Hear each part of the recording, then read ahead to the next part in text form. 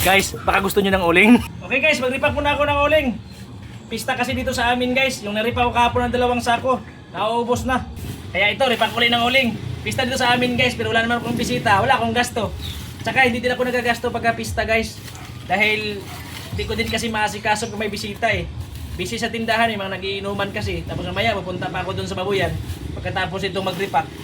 Kaya kahit pista dito sa amin, parang ordinaryong araw lang sa akin. Yung iba ngayon, gumagasto ako guys, hindi. Kasi busy din eh. So, tsaga lang talaga sa pagre-repack ng uling guys. Yung isang sakong uling guys, yung punan ko is 350. Tapos pag may repack ko to lahat, may ibenta ko siya ng 450. Kaya kikita din ako ng 100. Mabinta din naman ang uling dito sa amin eh. Kahapon nga, nakarepack ako ng 2 sako, naubos na. Kaya tsaga tayo sa pagre-repack. Kahit anong pwedeng i-repack na idagdag natin sa ating mga paninda. Tulad nitong uling.